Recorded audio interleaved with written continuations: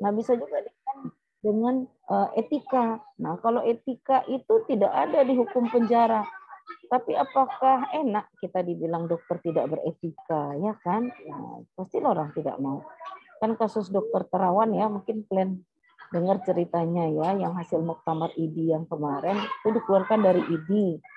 Ada ini-ininya. Nah, saya rasa ya mungkin kalau kita dikeluarkan dari anggota profesi kan dianggap kita tidak beretika. Ya rasanya kan sedih ya kalau dianggap tidak beretika ya. Nah, jadi masing-masing itu ada sanksinya. Kalau misalnya hukum itu sanksinya penjara kah? Kalau etika ya sanksi sosial. Orang akan menganggap, oh dia tidak beretika, oh dia tidak tahu sopan santun misalnya. Sama kayak kalian. Belajar etika kedokteran, etika ini yang paling penting itu etika kalian sendiri, ya kan? Tata krama, kesopanan, ya kan? Nah, sempat kalian tidak beretika yang dibilang, oh ya anak itu pintar tapi etikanya nggak ada, kurang sopan santun. Nah, ini kan orang siapa nih orang tuanya kali itu tak mengajar di rumah, tak memberitahu. Sakit hati nggak kalian? Gak usah kaitkan saya dengan orang tua saya aja. Nggak bisa. Orang akan menyusuri. Kalian anak siapa? Siapa bapaknya? Siapa mamanya? Diajari nggak etika dari rumah? Ya kan? Paling orang bilang, oh bapak mamanya sibuk itu. Makanya tak sempat anak ini dikasih etika. Makanya anak ini tak beretika. Tersinggung nggak kita? Ya kan? Saya rasa tersinggung. Kita bilang, nggak ada etikamu. Nggak ada etikamu. Gak ada tata keramamu, tersinggung. Dikaitkan dengan orang tua. Nah, itulah yang harusnya kalian jaga, marwah orang tua kalian. Jadi saya tahu kalian berasal dari rumah masing-masing. Tapi itu yang harus dijaga, nama baik orang tua. Sama nanti ketika kalian sudah tamat atau kalian pergi, selalu dipesankan jaga nama baik alma mater, kata orang, ya kan? Jangan sampai nanti kalian buat kasus dikaitkan, oh anak mana itu, oh FKUSU, oh FKUSU itu memang begitu, katanya. Sakit hati nggak kita? Sakit hati lah, sama kayak kalian. Nggak ada sopan santunnya itu, oh anak si ini, anak si itu. Nah, makanya jaga marwah orang tua. Kalian berada di sini bukan individu, akan dikaitkan dengan orang tua, asal usul, tempat tinggal, kondisi kalian. Nah, itulah kita. Nah, jadi pelajaran etika yang paling dasar adalah etika di rumah. Nah, itulah dia. Banyak orang tua kalian karena merepet. Jangan kayak gitu, jangan pilih. Ribut kali pun mama ini. Kenapa? Dia memberitahu, ya kan? Nggak boleh, oh pintu dibanting, jalan begini, makan yang rapi. Ngajari etika. Nah, dalam agama pun seperti itu. Ke kamar mandi ada etikanya, ke toilet ada etikanya, makan ada etikanya, ya kan? Bersin pun ada etikanya, batuk ada etikanya. Nah, begitulah harusnya kita, ya kan? Karena kita kan makhluk yang tertinggi, ya kan? Itulah manusia. Nah, sekarang topik kita tentang kesehatan kerja, ya. Nah, ini menjadi sesuatu yang penting. Kenapa? Nah, karena era sekarang ini era industri ya, banyak tenaga kerja, banyak orang yang bekerja, perempuan juga begitu, perempuan pun sekarang banyak yang bekerja, ya kan, keluar rumah, ya kan. Nah, saya juga perempuan bekerja, ya kan. Nah, kalian pun juga begitu. Nah, ada hal-hal yang perlu kita perhatikan ketika kita akan berada di lingkungan di mana kita akan berhubungan dengan tenaga kerja. Oke, saya izin share screen ya. Ini masuk. Nah, kita cerita tentang aspek etik dan hukum kesehatan kerja. Nah, ini menjadi perhatian penting. Kenapa? Nah, sekarang kan orang kadang hanya mementingkan keuntungan, ya kan? Untung besar, produktivitas. Memang eranya sekarang begitu ya, era industrialisasi katanya, ya kan? Semuanya adalah industri. Kalau kita mendengar kata industri, kita tahu bahwa ada di situ mencari untung sebesar-besarnya. Nah, kita pun juga sekarang rumah sakit itu sudah menjadi industri, tapi lebih ke industri jasa, ya. Bagaimana menghasilkan jasa yang baik, orang senang, dan tentu mendatangkan untung. Ujung-ujungnya untung. Kalau kata-kata industri itu ada ujung-ujungnya mencari keuntungan. Nah, untungannya itu yang seperti apa? Nah, jadi dalam tenaga kerja ini, nah ini yang harus kalian ketahui. Misalnya nanti kalian jadi dokter di perusahaan, misalnya kalian nanti jadi dokter di mana? Di sekolah, misalnya kalian jadi dokter UKS, atau misalnya di perusahaan, atau misalnya di pabrik, bisa kan nanti kalian jadi dokter situ. Mungkin kalian pernah dengar kan, misalnya kayak Indofood, dia punya dokternya di situ, dokter perusahaannya. Kenapa? Karena kesehatan ini menjadi salah satu syarat untuk go internasional. Jadi kalau sebuah industri itu bagus, nah salah satunya untuk dia lebih bagus itu ada aspek kesehatan yang perlu diperhatikan dalam ininya ya. Nah jadi ada kesehatan kerjanya. Jadi kalau kami kemarin ya waktu di PH, nanti kalau kalian koas di PH juga ya. Nah kami itu salah satunya mengunjungi pabrik kelapa sawit. Nah di situ dilihat apa sih yang dikaitkan dengan kesehatan kerja. Nah, ternyata orang itu menerapkan bagaimana melindungi para pekerjanya. Saya bilang, nah kenapa seperti itu? Karena kami mau go internasional. Kami mau ISO 2000, ISO sekian ribu. Nah, salah satunya aspeknya adalah bagaimana kami menjaga kesehatan dan keselamatan para pekerja. Nah, dalam hal ini, inilah aspek-aspek etik dan hukum yang perlu kalian perhatikan. Kenapa ini menjadi sesuatu yang harus diperhatikan. Nah, ini tujuan instruksional khusus ya, menjelaskan pengertian kesehatan kerja, menjelaskan aspek hukum kesehatan kerja, kemudian menjelaskan aspek etik kesehatan kerja. Nanti kita lihat ya satu persatu. Nah, ini kesehatan sumber daya manusia dalam pembangunan dan perkembangan industri, kemudian hygiene perusahaan dan kesehatan kerja atau hypercare, kemudian beberapa ketentuan hukum yang terkait dengan hypercare, kemudian beberapa aspek etik yang terkait dengan hypercare. Kalian udah masuk ya tentang kesehatan kerja, cerita COP ya belum ya? Sebetulnya ada kuliah kalian kesehatan kerja memang dari departemen kami, tapi saya nggak tahu udah masuk COP untuk kesehatan kerja, nggak ada ya? Belum ya? Belum ada, tidak ada COP dok. Iya. Nah ini kan memang kurikulum kalian ini baru, nggak tahu saya entah apalah. Banyak mata kuliah community health oriented itu yang dihilangkan. Padahal sebetulnya kalau dibuka kurikulum ya kan SKDI banyak di situ. Nah mungkin nanti akan kita perbaiki ya bagaimana aspek-aspek itu bisa kita masukkan kembali. Nah ini pokok bahasannya peranan dokter perusahaan dalam hypercare ya. Nah jadi bisa saja kalian jadi dokter perusahaan ya. Jadi nanti banyak sekali bidang pekerjaan kalian jadi dokter perusahaan, dokter lepas pantai, dokter di mana lagi? Banyak sekali ya. Jadi tidak hanya dokter di rumah sakit. Nah, banyak bidang pekerjaan kalian. Kemudian apa itu kesehatan kerja, upaya kesehatan kerja, aspek etik. Oke, ini sudah. Nah, kalau kita cerita kesehatan kerja ya kan. Nah, itu berkaitan dengan lingkungan. Salah satunya adalah lingkungan kerja ya. Bagaimana kita menciptakan lingkungan kerja yang kondusif dan sehat. Misalnya nih, nah, pekerjamu itu bekerja di pabrik, bekerja di ruangan yang bising. Nah, apa yang kalian pikirkan? Kalau dia bekerja ruangan bising, bisa terganggu pendengarannya. Apa yang harus kalian lakukan untuk melindungi para pekerja? Kalian pikirkanlah. Salah satunya pakai alat pelindung, ya kan? Earplug, ya kan? Kalau tidak, apalagi? Kalian buat rotasi kerja, misalnya. Ya kan? Akhirnya, jangan dia saja. Jangan nanti ya, begitu dia kerja, sampai dia pensiun nanti, banyak gangguan kesehatannya. Dia jadi peka, dia jadi ini, dia jadi itu. Nah, makanya perlu kalian kaji kesehatan kerja dalam suatu bentuk industri lah ya atau perusahaan. Apakah ini punya resiko gangguan kesehatan atau tidak? Makanya penting nanti kalau kalian misalnya berada di lingkungan kerja atau kalian menjadi dokter perusahaan atau kalian sendiri yang punya usaha, nah perlu kita lakukan di awal itu biasanya screening terhadap kondisi kesehatan dari para pekerja kita. Apakah pekerja kita ini memang sehat? Layak nggak ditempatkan di sana? Nah, kemudian kita lakukan evaluasi, ya kan? Nah, kalau perlu kita buat rotasi, ya kan, sehingga dia tidak berbahaya apa ya, kondisi kesehatannya tidak beresiko di sana. Nah, upaya kesehatan kerja, nah ini ada undang-undangnya ya.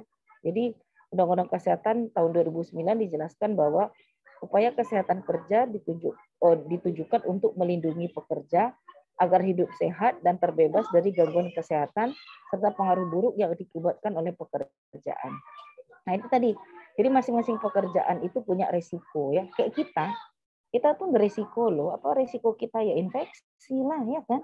Lagi COVID sekarang banyak ya cerita dokter-dokter yang apa ya yang gugur lah ya karena menjalankan tugas. Nah itulah tadi. Nah tidak kita saja, semua pekerjaan ada resikonya. Polisi ada resikonya, apalagi buruh ada resikonya. Guru pun ada resikonya, dosen ada resikonya. Nah, jadi semua gangguan kesehatan yang diakibatkan oleh pekerjaan. Nah itu yang kita sebut dengan kesehatan kerja. Jadi akibat dampak dari pekerjaannya, misalnya kayak tadi tempat bising, kemudian dia bekerja di pabrik, di tempat yang licin, tergelincir, jatuh. Kemudian dia bekerja dengan mesin-mesin, kepotonglah tangannya. Kemudian dia bekerja misalnya dengan alat-alat yang mengeluarkan debu, ya kan? Nah, inilah dia. Nah, itulah dia. Jadi semua gangguan kesehatan yang diakibatkan oleh pekerjaan. Nah, apalagi pernah saya dapat ya keluarga dari saya yang bantu-bantu di rumah saya, anaknya.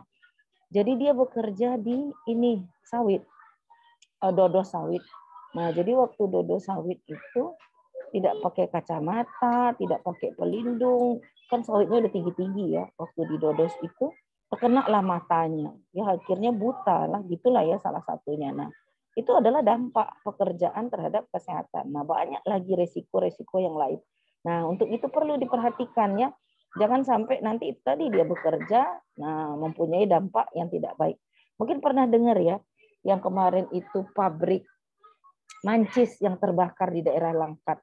Nah, kalau kita kaji itu sangat tidak manusiawi ya. Ternyata dia bekerja itu di rumah yang sudah ditinggalkan oleh orangnya, disewa lah gitu ya. Dan itu dikunci semua pintu dan jendela. Jadi bekerja itu dari belakang. Jadi waktu meledak itu tidak bisa lari. Makanya orang tuh terbakar semuanya. Nah, kalau kita lihat kan sangat tidak layak itu ya. Nah, itulah dia bagaimana si para pengusaha tadi hanya mementingkan untuk mencari keuntungan. Nah, itu makanya dia kena hukum ya. Dia harus mengganti rugi, kemudian juga dia dikena hukuman pidana. Kenapa? Karena memang dia melanggar nih Undang-Undang Kesehatan Kerja. Jadi tidak main-main ini ya. Jadi kalau kalian berada di posisi ini, perhatikan regulasi hukumnya. Jangan nanti salah-salah kalian pula yang tersangka. Kenapa? Karena terjadi kecelakaan kerja dan kalian tidak aware terhadap kecelakaan kerja tersebut ya.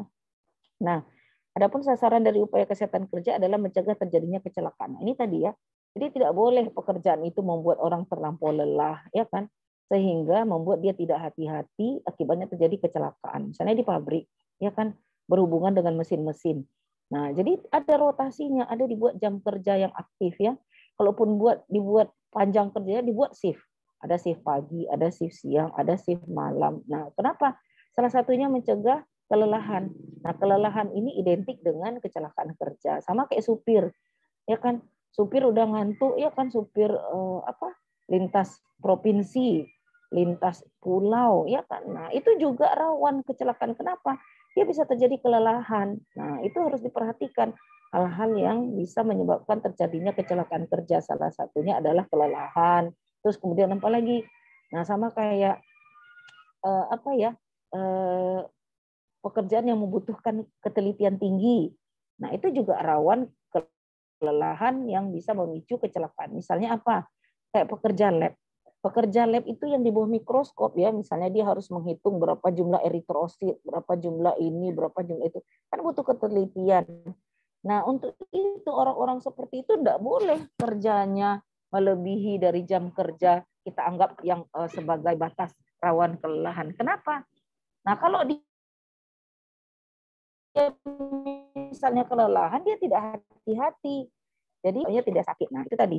Jadi ini yang penting kecelakaan kerja. Kecelakaan kerja ini adalah kondisi kondisi yang terjadi di tempat kerja ya kan, ataupun yang berhubungan dengan pekerjaan.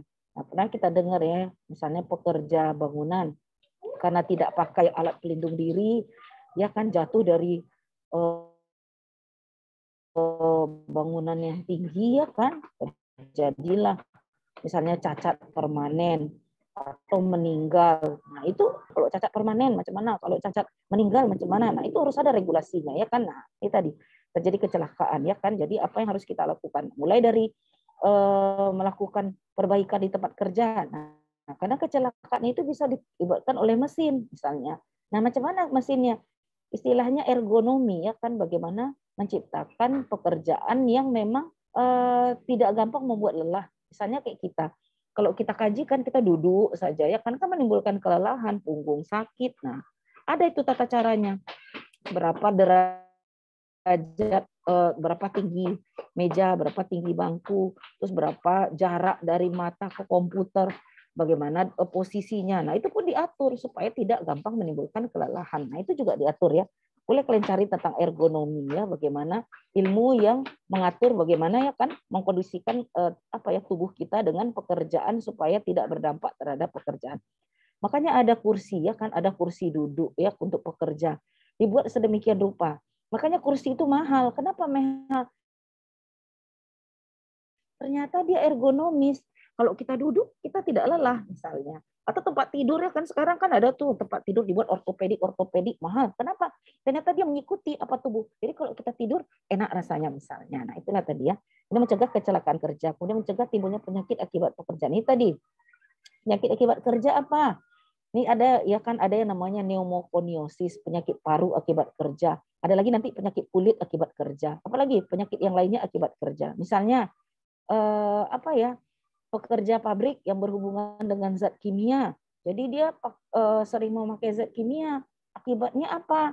Tangannya jadinya melepuh, tangannya jadinya rusak. Nah, itu bisa kita lihat ya kan. Kemarin itu ada penelitian mahasiswa ya, berapa tahun yang lalu itu ya, dia meneliti tentang kesehatan kulit para pekerja salon ya kan. Jadi ternyata di salon ini sekarang kan banyak tuh yang mau ganti warna rambut, yang mau smoothing, yang mau pokoknya banyak lah. Jadi pakai zat kimia. Nah, jadi tidak banyak di antara orang ini yang biasa pakai sarung tangan. Jadi zat-zat kimia itu dipegang semuanya ya kan. Nah, tentu bisa menyebabkan iritasi. Dia kan bisa menyebabkan gangguan seperti itu. Nah, jadi kemarin itu berapa tahun yang lalu itu ya. Jadi dia meneliti tentang kesehatan kulit para pekerja salon ya kan. Nah, itu tadi penyakit akibat kerja.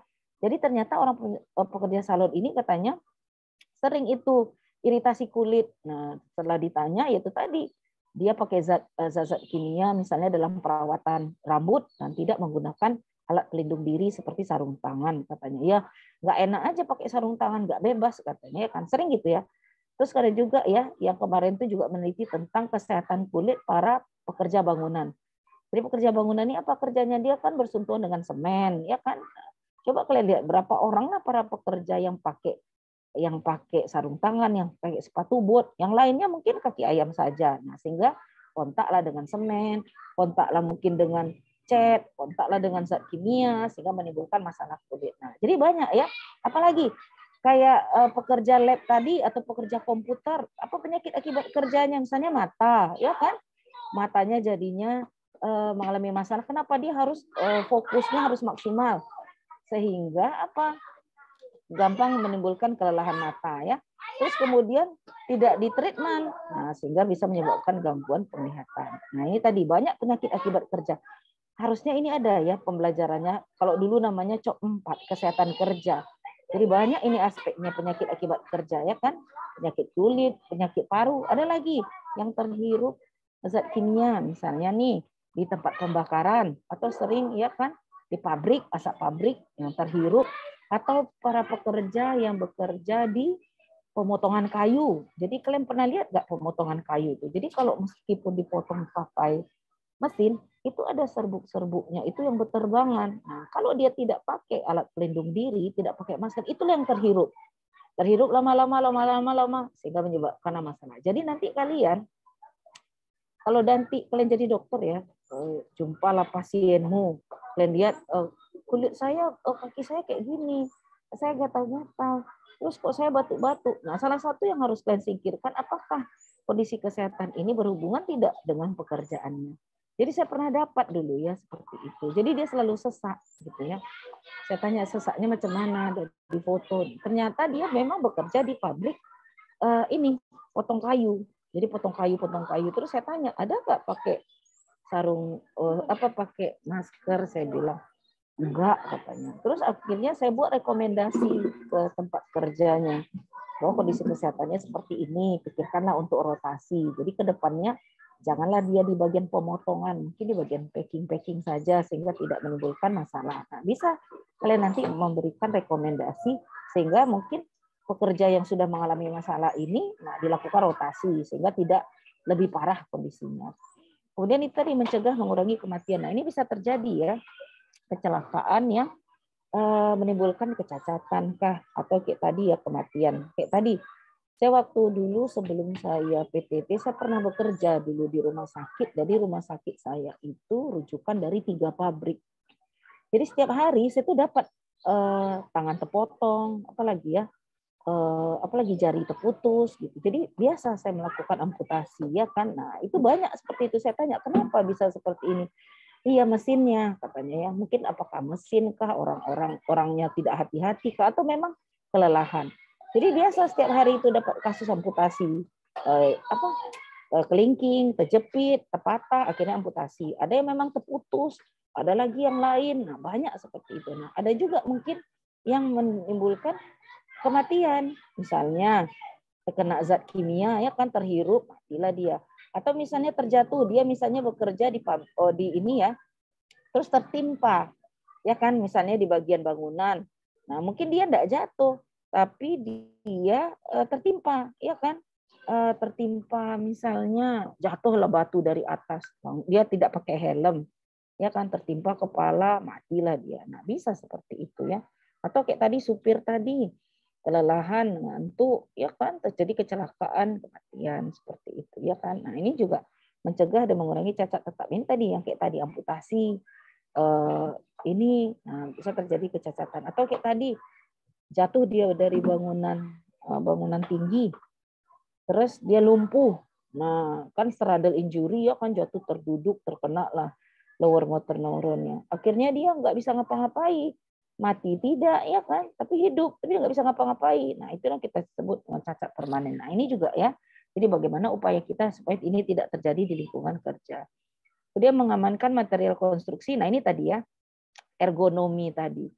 Jadi perlu kita perhatikan ya kan, alat-alat yang dipakai yang yang istilahnya seanatomis mungkin, nah ya, atau seergonomi mungkin, yang artinya sesuai dengan tubuh kita.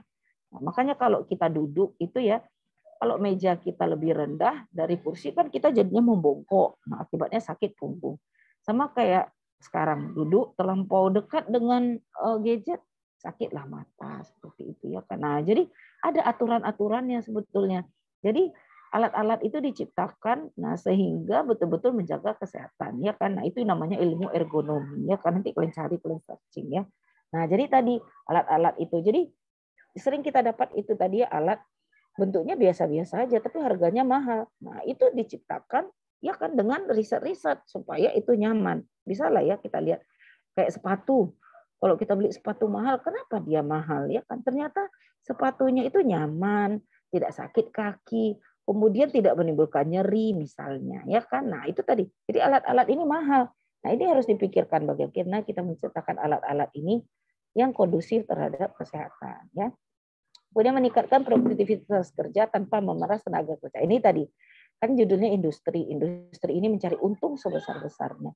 Jangan pula kita cuma fokus mencari untung ya kan, sementara kita lupa bahwa orang yang bekerja ini orang ya kan yang harus diperhatikan. Nah, kadang itu ya kayak kejadian pabrik Mancis tadi, meledaklah dia ya kan. Nah, meledak terjadi meninggal. Jadi di dalam orang itu kalian bayangkan lah kan, bahan bakar Mancis itu kan mudah terbakar, meledak. Dan orang itu di dalam, tidak bisa keluar. Jadi orang itu memang bisa dibilang ya gosong lah ya, istilahnya terbakar habis seperti itu. Nah, itu tadi ya kan. Nah, itu tadi ya. Jadi karena apa? Yang punya pabrik itu cuma mikirkan keuntungan. Minimal biaya operasional, untung sebesar-besarnya. Ya kan? Nah, itu akhirnya tidak manusiawi. Nah, jadi yang seperti itu tidak diizinkan. Ya, jadi seperti memeras. Kalian pun gitu nanti punya kalian perawat ya kan, karena kalian punya klinik atau rumah sakit. Perawat kalian tuh merangkap nanti jadi perawat, merangkap jadi CS, merangkap pula jadi tukang masak, merangkap pula jadi ART, jaga anak, ya kan. Sementara gajinya gaji perawat, ya kan. Akibatnya apa? 3 hari dia kerja dia minta berhenti. Kenapa? Kerja saya banyak, gaji saya 1 katanya. Nah, itu juga ya kan. Nah, itu janganlah seperti itu. Kalau kalian nanti buat klinik rumah sakit, nah perawat ya perawat ya kan. Nah, kalau misalnya banyak yang lain, sewalah beberapa ya kan. Nah, jadi kadang di rumah pun gitu, ART. Semua ART masak, nyuci, ini itu, tak bisa tidur. Saya rasa itu tidak boleh ya. Jadi tidak boleh kita mengeksploitasi tanpa memikirkan kesehatan dari para pekerja. Nah, ini tadi meningkatkan produktivitas. Nah, ini tadi ya. Jadi sering seperti ini. Jadi kadang orang mikir ya, daripada saya tidak kerja, oke lah saya kerja. Nah, tapi itu tadi diperas ya kan. Nah, sering seperti itu, bekerja dari pagi sampai sore. Ada dekat rumah saya itu, dekat rumah mertua saya itu banyak pabrik ya. Pabrik kelapa ini ternyata yang kara-kara ini ya, santan-santan itu ya gitu. Jadi kerjanya katanya ya gitu, per paket katanya. Jadi kita satu tim, motong-motong gitu-gitu. Terus saya bilang nggak bahaya itu ya, kadang terpotong tangan, tersayat tangan, misalnya seperti itu. Tapi orang itu target, tambah banyak yang dikerjakan, tambah banyak timbangannya, tambah banyak duitnya. Nah, kadang seperti itu juga ya, akhirnya orang memicu untuk sebanyak-banyaknya sehingga tidak memperhatikan kesehatan dan keselamatan. Jadi mencegah pemborosan tenaga kerja, modal, alat, dan sumber produksi lainnya pada saat bekerja dan sebagainya. Ini juga ya. Jadi kalau pekerja kita sehat, alat-alat yang kita gunakan bagus, nah sehingga itu tadi masalah-masalah kesehatan itu minim ya. Kalau masalah kesehatan itu minim, sehingga pengeluaran untuk hal seperti itu tidak banyak ya, sehingga itu tadi produktivitas meningkat, para pekerja sehat, sejahtera. Nah ini tadi ya, itu menjamin kelangsungan dari perusahaan. Kemudian menjamin tenaga kerja sehat, bersih, ini juga ya, kegembiraan, semangat kerja. Biasa gitu. Nah kadang kesehatan kerja ini tidak melulu kecelakaan, tapi juga bisa tekanan kerja. Jadi ada orang bekerja itu penuh tekanan, tuntutan banyak, terus kemudian belum lagi tindakan dari pimpinan yang membuat tidak nyaman. Nah itu bisa juga menjadi stres kerja. Nah jadi ini perlu juga diidentifikasi. Jadi satu sisi dia nggak berani keluar, kenapa? Karena itu tadi kan kalau nggak kerja nggak ada ini, nggak ada penghasilan. Nah, sehingga apa? Nah dia tetap bekerja sehingga menunggu stres. Nah ini yang kayak gini kadang menimbulkan masalah ya kan, jadi stres, tak nyaman, malah depresi akhirnya. Nah ini juga bermasalah. Ini memperlancar, kemudian meningkatkan dan mengamankan produksi industri serta pembangunan. Nah, ini juga ya. Kemudian aspek etik kesehatan kerja. Nah ini dia aspek etiknya. Jadi ada kode etiknya ya kan, berpedoman pada kode etik dokter kesehatan kerja. Ada namanya KEDKK. Nah, jadi ada kode etik kesehatan kerja. Jadi kalau kalian berhubungan dengan kayak tadi dokter perusahaan, dokter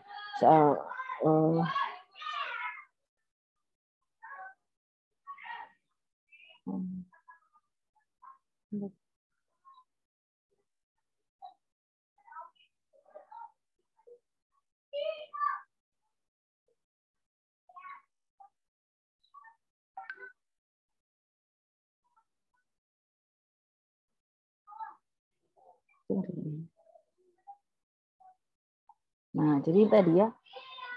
Nah, jadi dalam kode etik dokter kesehatan kerja ini, nah ini yang perlu diperhatikan. Pertama kontrak kerja dan pelaksanaan fungsi profesi. Ini juga ya. Di sini profesi dokter kesehatan kerja di Indonesia akan terus berkembang sesuai dengan pertumbuhan dan perkembangan industrialisasi. Nah, jadi tuntutannya meningkat ya. Kan banyak tuh era industri, era ini. Nah, jadi dokter pun di sini berperan penting ya, bagaimana dokter menjaga kesehatan dan keselamatan para pekerja.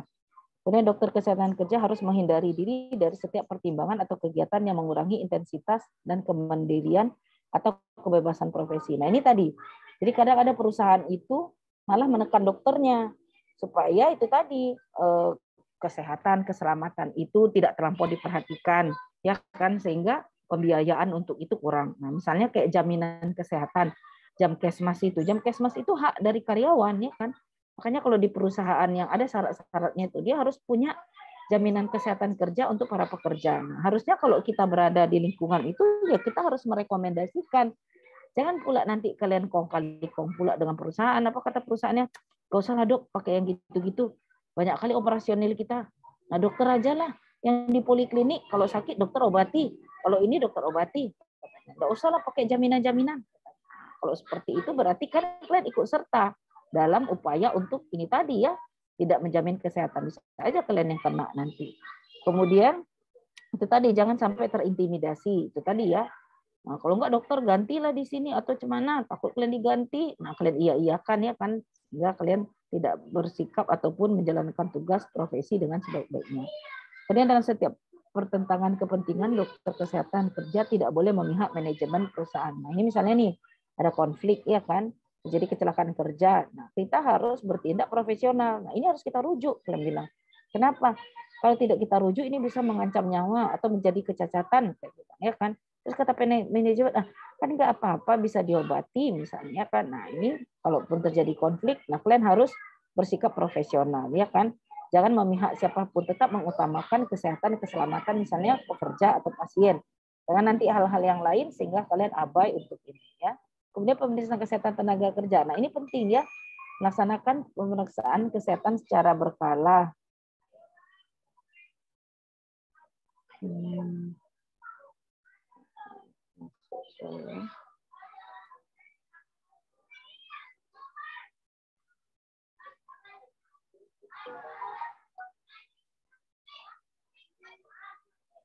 Okay.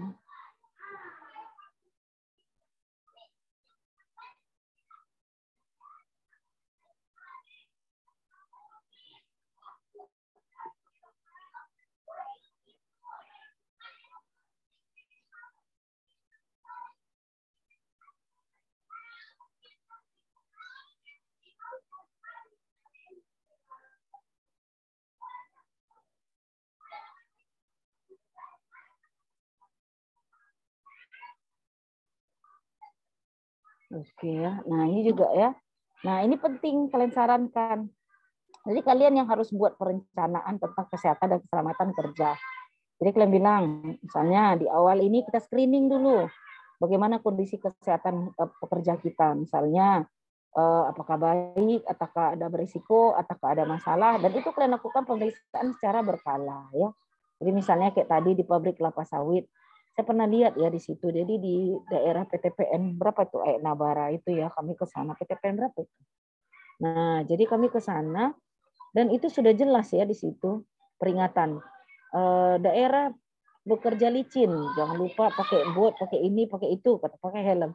Daerah bekerja panas, jadi ada tempat ya pembakaran sawit itu ya, cangkang-cangkang sawit itu.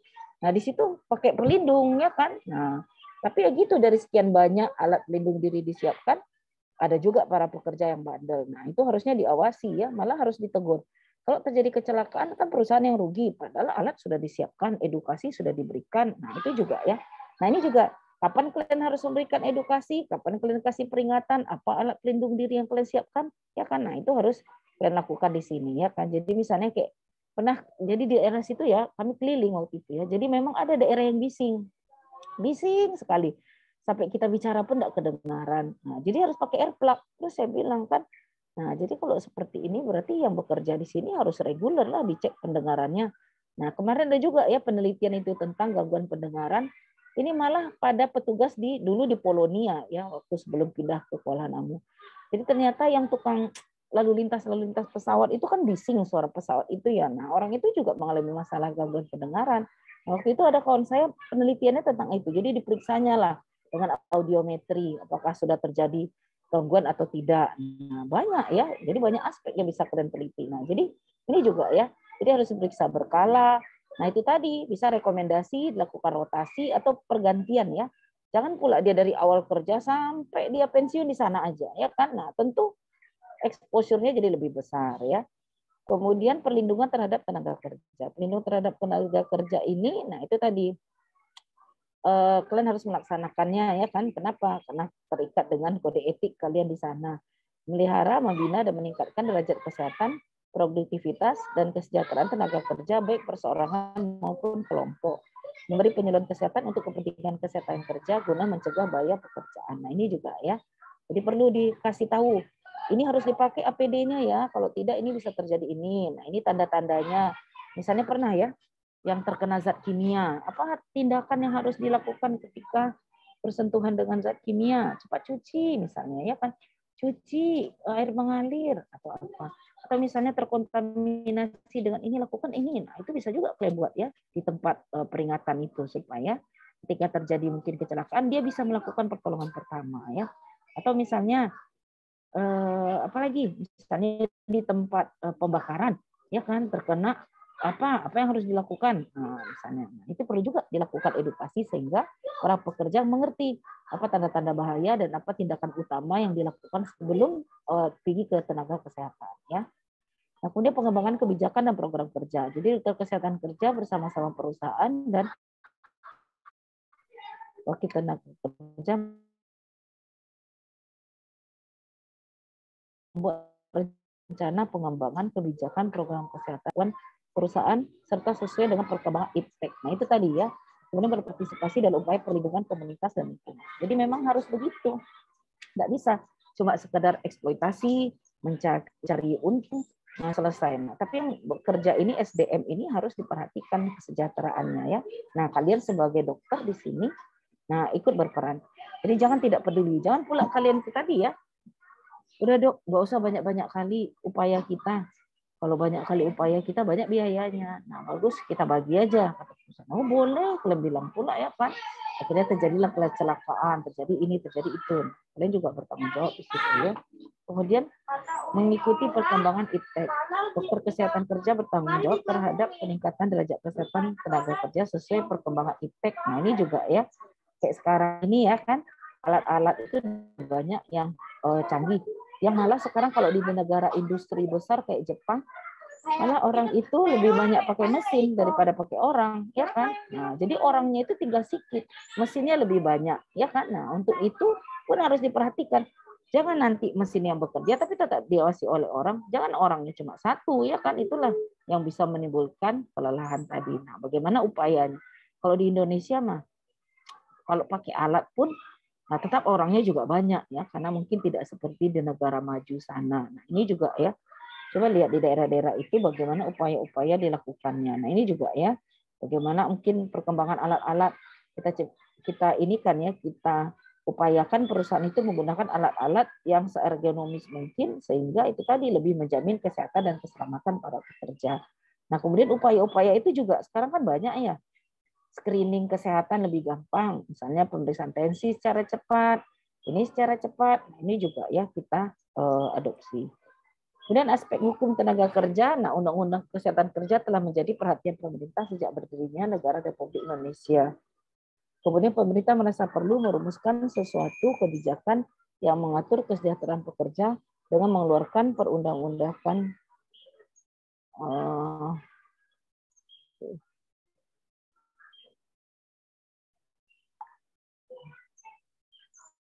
nah ini tadi ya. Nah jadi harus ada hukumnya. Jadi ada ini yang mengatur hukumnya ya. Jadi tidak boleh segala sesuatu itu terjadi semena-mena karena negara kita kan negara hukum ya. Jadi harus ada aspek perlindungan hukum tenaga kerja. Jadi kayak kemarin itu yang kecelakaan, yang kelalaian akibat si yang punya usaha, dia harus mengganti, ya kan? Mengganti sejumlah uang, kompensasi, dan dia juga terseret masalah hukum. Kenapa? Karena dia melanggar hukum kesehatan kerja. Nah, jadi panjang urusannya. Nah, kalau kalian terlibat di sini, nah kalian yang harus proaktif bagaimana upaya ini dapat berjalan dengan baik, ya. Nah, di antara beberapa undang-undang yang pernah dibuat, nah ini beberapa undang-undang yang terkait dengan kesehatan kerja. Nah, ini Undang-Undang Kerja tahun 1948 sampai 51. Nah, ini yang awal-awal dulu. Jadi kalian bayangkan dari tahun ini saja sudah ada undang-undang para pekerja. Artinya para pekerja ini kita anggap orang-orang yang fragile ya, orang-orang yang berisiko tinggi terhadap gangguan kesehatan akibat kerja. Nah, waktu itu sudah dipikirkan bagaimana para pekerja ini tidak mengalami masalah kesehatan akibat pekerjaannya. Nah, ini tadi walaupun tidak untuk seluruh pasalnya dengan peraturan pemerintah nomor 1 tahun 51. Nah, ini tadi jam kerja ya kan. Jam berapa sampai jam berapa? Nah, kemarin ada juga penelitian masalah mahasiswa saya, tapi itu dulu kali ya. Katanya kan Kopas sama PPDS itu jam kerjanya panjang sehingga bisa menimbulkan kelelahan. Jadi pernah dulu ya dia meneliti, misalnya kayak kalian nanti jaga waktu kalian koas di bedah, koas di objin, koas di mana lagi penyakit dalam, kan jaga ya kan. Nah terus PPDS juga. Jadi ada kemarin itu mahasiswa saya meneliti ini tentang kelelahan akibat kerja pada koas dan PPDS. Jadi ternyata jam kerja itu panjang sekali dari pagi nanti sampai jam 8 malam, ya kan? Itu tak berhenti-berhenti. Nah, makanya banyak yang mengalami kelelahan akibatnya begini akibat begitu ya kan. Nah, itu juga ya. Kalau dokternya udah lelah ya mungkin tidak hati-hati. Nah, dia pun beresiko ya kan. Misalnya nyuntik pasien, dia yang tersuntik ya kan habis kena lah dia nanggung beresiko ya. Nah, ini jadi kemudian pekerja wanita. Nah, pekerja wanita ini menjadi perhatian penting ya. Kenapa?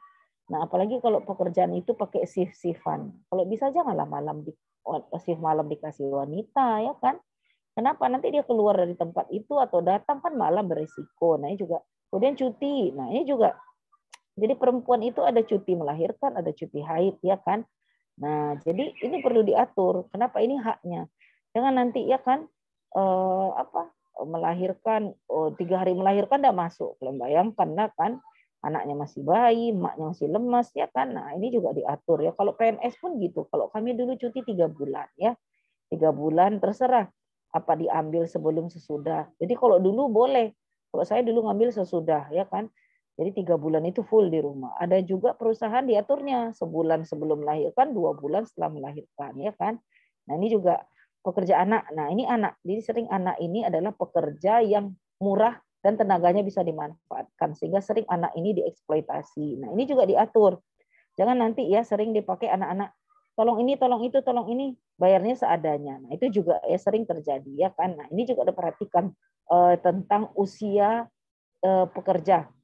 Jadi tidak boleh menggunakan pekerja di usia anak-anak. Nah, kenapa anak-anak ini usia sekolah bukan usia kerja?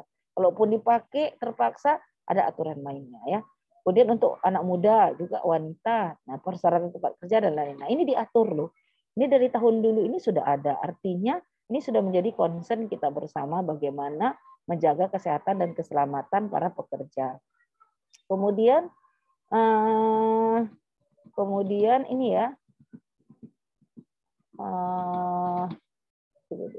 Undang-Undang Kecelakaan. Nah ini tadi Undang-Undang Kecelakaan diumumkan tahun 1947 dinyatakan berlaku tahun 51. Nah ini juga ya sudah ada. Nah ini pasal-pasalnya, majikan berkewajiban membayar ganti rugi pada buruh yang mendapat kecelakaan disebabkan adanya hubungan kerja di perusahaan. Jadi memang dia terjadi kecelakaan yang berhubungan dengan pekerjaan ya, apakah langsung dan tidak langsung ya, tapi biasanya yang langsung di tempat kerja.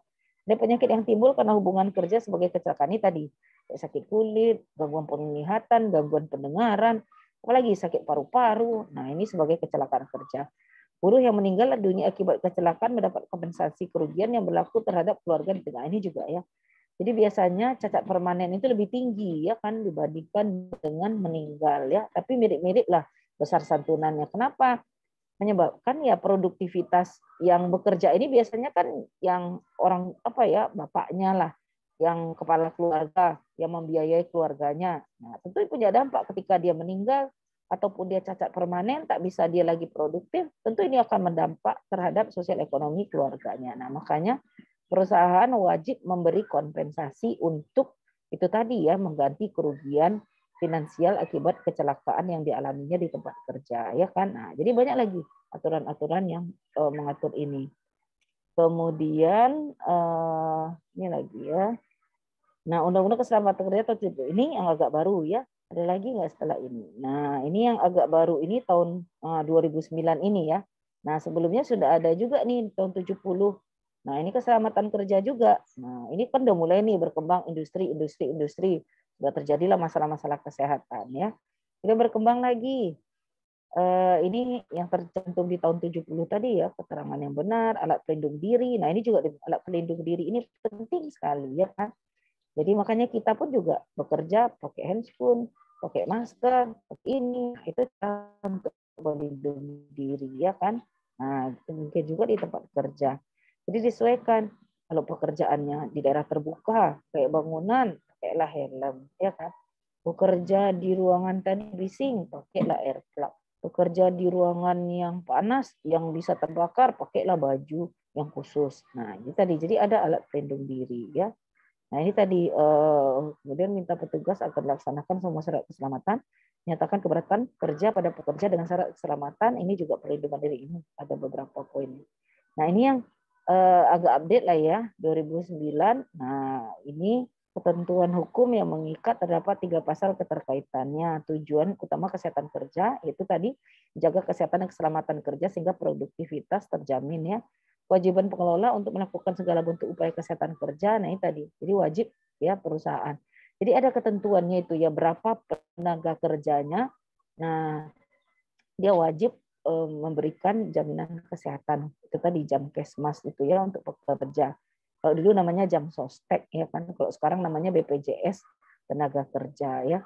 Jadi wajib itu sekian pekerja. Nah, waktu saya di rantau dulu banyak itu perusahaan-perusahaan sawit, ya mungkin nggak besar-besar sekali. Jadi mungkin dia punya sawit 100 hektar, tapi pekerjanya udah sampai 20-30. Nah, itu harus punya itu jaminan kesehatan, ya kan.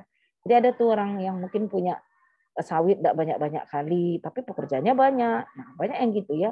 Kalau PTPN kan sudah perusahaan besar, ya kan. Kalau ini dia mungkin swasta atau perusahaan kakak beradik punya ini. Nah, pekerjanya udah 100 orang misalnya, atau pekerjanya sampai 50. Nah, itu sudah wajib ada ketentuannya. Berapa jumlah tenaga kerja yang kita punya dan wajib mendapatkan BPJS tenaga kerja, ya. Nah, ini juga ya, pengelola dalam bentuk upaya kesehatan kerja, kemudian kewajiban majikan perusahaan menjamin kesehatan pekerjaan. Nah, ini wajib.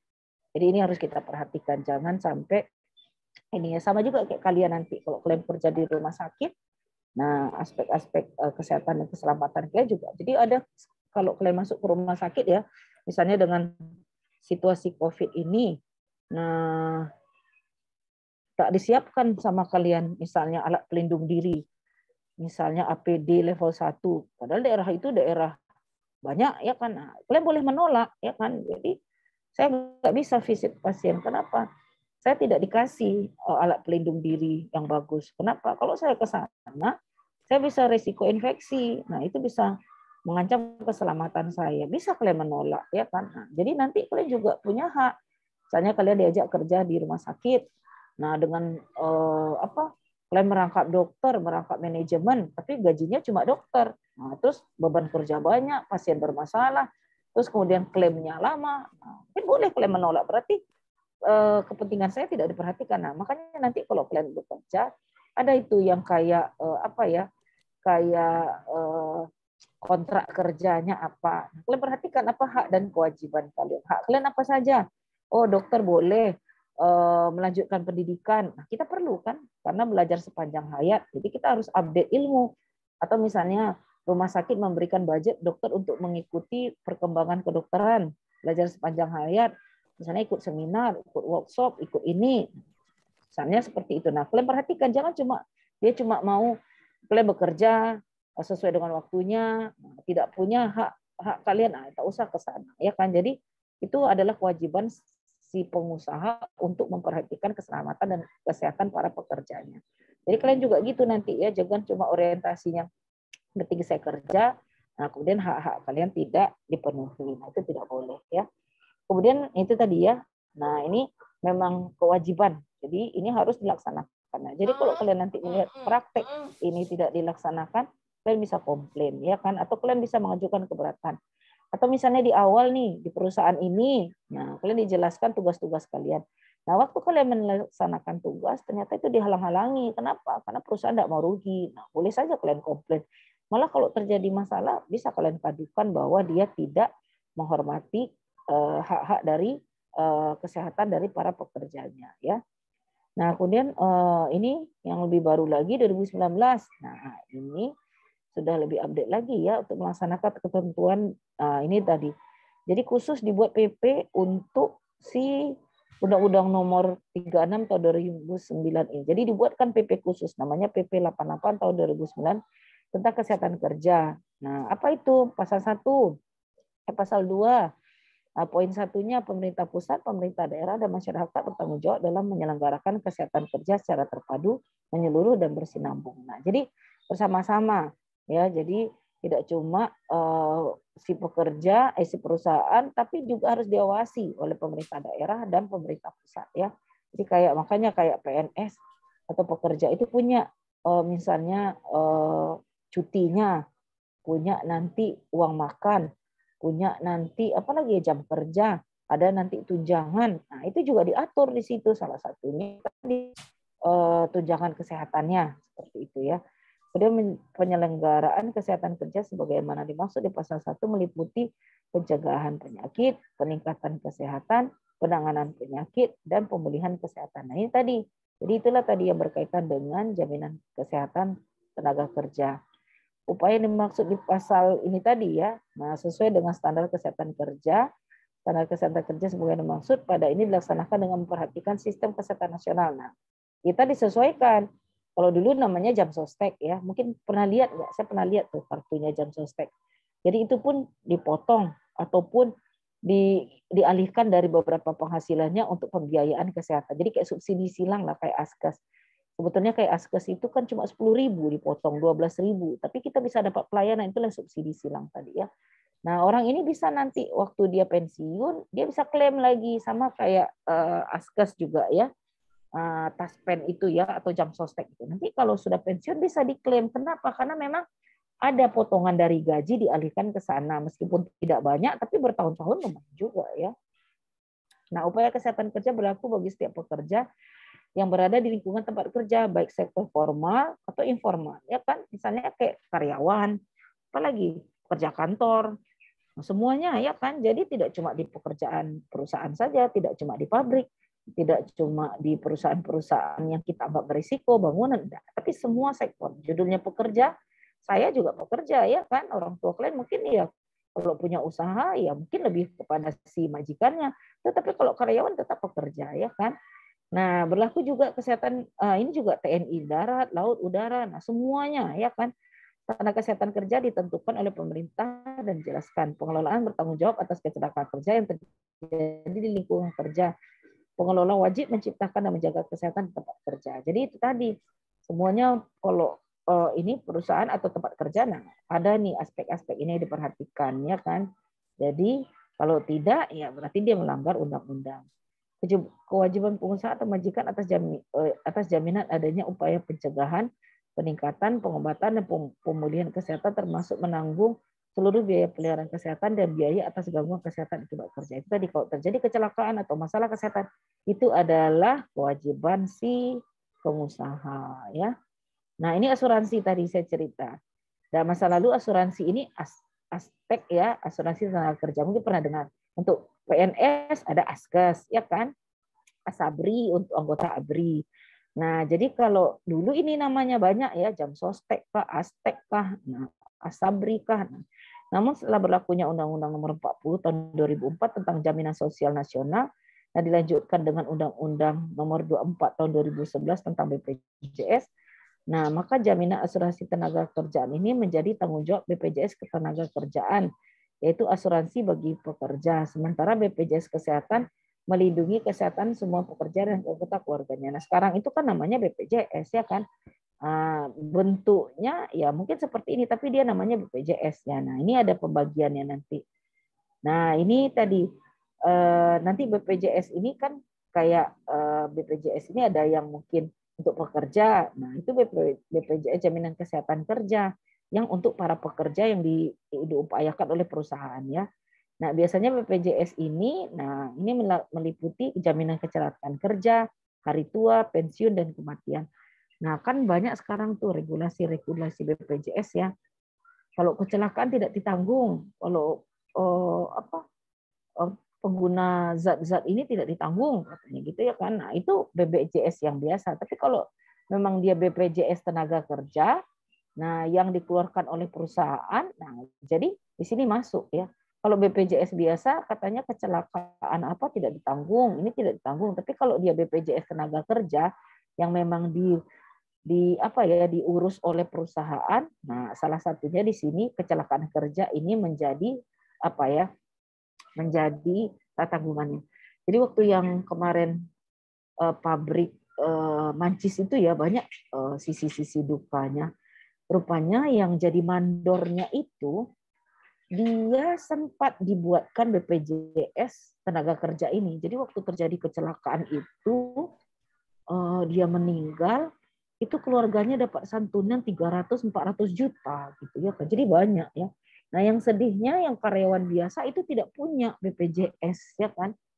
Jadi tidak dapat santunan. Tapi waktu itu karena terbukti si pengusaha itu melanggar hukum, jadi dia mengganti. Kalau nggak salah saya masing-masing 100 juta diganti dari berapa pekerja. Itu kan kejadiannya dekat rumah orang tua saya ya, makanya waktu itu saya pun lihat ya kan, jadi manas lah memang. Jadi rumah yang apa ya, rumah dijadikan tempat kerja atau tempat usaha tadi dengan tidak memperhatikan keselamatan kerja. Seandainya rumah depan itu mungkin pintunya tidak digembok, waktu terjadi ledakan itu mungkin para pekerja itu bisa keluar, tapi ini digembok semuanya. Tujuannya itu tadi supaya tidak terbongkar. kalau dia itu membuat usaha di sana. Jangan nanti kena pajak lah, kena inilah. Nah, akhirnya ya lebih fatal ya kan, terjadi meledak dan meninggal. Jadi banyak ya yang sebetulnya malah orang-orang di sekitar situ tidak tahu bahwa itu adalah usaha. Kami nggak tahu di sini ada usaha. Kami kirain ada apa, katanya gitu. Soalnya cuma pintu belakang yang terbuka. Jadi seolah-olah rumah itu tidak berpenghuni ya kan. Nah, dibuatlah tempat kerja. Kan konyol ya. Nah, itulah tadi. Mungkin yang bekerja pun ibu-ibu. Bekerja itu banyakan ibu-ibu, anak gadis ya. Kenapa? Mungkin daripada nganggur di rumah, terus sambil bawa anak. Ada yang bawa anak. Kan anaknya pun juga meninggal ya. Bawa anak, ya mungkin seperti anaknya main di rumah, tidak apa-apa ya. Itu terjadi, itu ya kena juga ya. Jadi sangat inilah, ngenes lah kok menurut saya. Yang kayak gitu harus mendapat perhatian. Jadi ke depannya memang harus diawasi ya. Mungkin pengawasan kita juga yang kurang. Nah, maunya setiap usaha itu harus melaporkan sehingga ada hak dan kewajiban masing-masing para pekerjaannya. Oke, nah saya rasa itu saja ya kan. Jadi kalau dulu ada mata kuliah kalian tentang kesehatan kerja, banyak ya aspek kesehatan kerja itu. Tapi tidak tahu saya di mana sekarang berada karena cop itu banyak dipangkas. Saya pun tidak tahu kenapa dipangkas. Padahal kalau kita buka SKDI semuanya ada. Cerita kesehatan kerja itu ada, kesehatan lingkungan ada, ya kan? Nah, saya tak tahulah apa yang terjadi. Nanti kita perbaiki sehingga memang kalian terekspos. Tapi nanti kalau kalian ingin jadi dokter perusahaan, biasanya kalian harus dapat sertifikat hypercare itu ya kan. Jadi ada seperti kayak pelatihan khusus dokter untuk menjadi dokter hipercare. Jadi misalnya nih, kalian ikut pelatihan dulu pelatihan itu nggak ada di Medan, tapi sekarang ada katanya. Bayarlah mungkin 2 juta, 3 juta. Habis itu kalian punya nanti sertifikat bahwa kalian adalah dokter dengan kekhususan hypercare. Nah, jadi kalau misalnya ada nanti rekrutmen dokter di tenaga perusahaan, nah kalian harus punya syarat biasanya seperti itu ya kan. Jadi kayak nilai tambah kepada kita. Jadi banyak sekali bidang pekerjaan dokter ini. Jangan kalian cuma berpikir dokter itu di rumah sakit. Ini ya, karena berapalah rumah sakit yang ada di Indonesia atau di kota Medan kan. Nah, jadi banyak sebetulnya bidang pekerjaan kalian. Jadi kayak tadi saya bilang kan kawan saya di situ. Jadi dia nggak ada praktek, nggak ada ini. Jadi tinggal kontrol ya kan. Nah, bisa juga nanti kalian kayak apa ya? Nanti kalian belajar lah tentang dokter keluarga. Kalian kayak apa ya, kayak sekarang kan klinik Pratama ya, mau mendapatkan premi dari BPJS, kalian bisa seperti itu ya. Kayak buatlah rumah sakit ataupun klinik Pratama, ada pemeriksaan lab. Nah, kalian bisa mengambil seperti kapitasi dari BPJS. Jadi kalau dulu kami bilang kita ngambil askes ataupun apa dari perusahaan. Jadi kayak gini lah, kalian buat rumah sakit. Nah, kalian bisa membuat apa ya, permohonan kepada BPJS sehingga kalian mengelola kesehatan orang-orang yang ada di sekitar seperti itu. Jadi kalian dapat seperti apa ya, praupaya. Nah, ngerti nggak kalian ya? Sekarang kan kayak BPJS itu kan praupaya. Jadi kita membayar di depan sejumlah premi ya kan. Nah, dengan jumlah di depan itulah menjamin kesehatan kita. Nah, kalian bisa nanti mendapatkan yang premi tadi. Jadi kalian seperti penyelenggara. Jadi untuk penyelenggara ataupun seperti BPJS itu kan ada 3 unsurnya. Ada peserta, ada penyelenggara, ada koordinasinya. Jadi yang mengkoordinasi BPJS, si penyelenggara pelayanan kesehatan kita, si anggota masyarakat. Nah, kalian bisa jadi penyelenggara. Nah, itulah bagaimana kalian melakukan ini ya dengan BPJS. Jadi bisa kalian seperti itu. Jadi tidak cuma seperti praktek solo, datang satu, tapi kalian bisa jadi dokter askes atau dokter BPJS seperti itu. Nah, banyak yang kayak gitu. Jadi banyak bidang pekerjaan yang bisa kalian buat. Atau kalian buat klinik, nah tapi kalian sertakan BPJS. Jadi klinik ini melayani BPJS. Jadi kalian lakukan seperti itu. Nah, itu bisa kalian buat. Jadi kalian bisa nanti di sana mempekerjakan orang, terus kalian pun bisa sekolah, banyak. Jadi bidang pekerjaan itu banyak. Jadi jangan cuma fokus di rumah sakit. Kalian bisa jadi dokter di dinas kesehatan. Nah, kalau di sana kalian lebih kepada manajerial, bagaimana membuat program, bagaimana upaya pemberantasan penyakit. Nah, kalian lebih kepada manajerial. Nah, seperti itu. Jadi tidak salah ya, dokter itu adalah seorang manajer, dokter itu adalah seorang public health worker, dan dokter itu adalah seorang medikus praktikus. Nah, inilah kita. Jadi kalau saya protes, kalian enak kali jadi dokter, semua iya katanya kan, di rumah sakit jadi direktur, terus sore-sore buka praktek katanya, semua kalian ambil, kata kawan saya yang non dokter. Terus saya bilang, inilah kami, saya bilang, kami itu adalah public health worker, kami itu adalah manajer, dan kami ini juga medikus. Jadi banyak orang mungkin siangnya dia jadi direktur di rumah sakit, tapi dia tak mau medisnya hilang, buka praktek juga dia sore, ya kan? Kenapa? Udah capek awak sekolah 6 tahun, kok kami dulu 6 tahun, kok mereka 5 tahun, ya kan?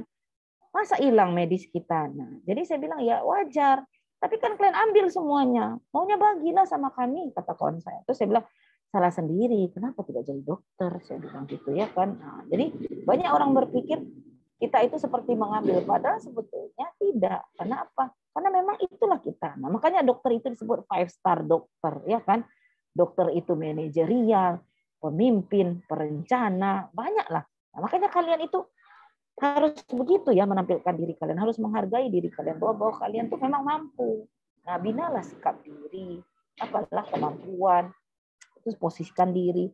Banyak sekarang dokter itu, kalau dulu kami ya, Dek, zaman kami kuliah dulu, itu beda. Ditaruhkanlah satu kumpulan mahasiswa, itu beda mahasiswa kedokteran sama mahasiswa non kedokteran. Nampak dari cara berpakaiannya, cara bersikapnya, itu nampak ya kan. Kalau sekarang saya rasa nggak ada lagi bedanya. Kenapa?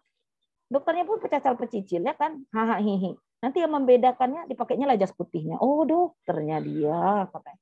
Nggak ada lagi sikapnya. Jangan lupa tempatkan diri kalian sebaik mungkin. Sampai sekarang nilai dokter itu masih tinggi, value-nya itu masih tinggi. Jadi kalau kalian punya saudara, satu jadi dokter, satu tidak, pasti yang kalian banggakan orang tua kalian, ini loh anak saya yang dokter, ya kan? Masih tinggi value. Nah, tempatkan diri kalian bagus, belajar bagus-bagus deh. Dan berjanjilah di dalam hati untuk memang buat yang baik. Nah, untuk itu kalian harus lengkapi diri kalian ya. Nggak main-main profesi kalian ini. Jangan nanti gara-gara kelalaian kalian, kalau kalian jadi korban ya kan, dokter itu kayak gini dong. Padahal mungkin kalian yang bandel, tapi semua kawan kena ya seperti itu.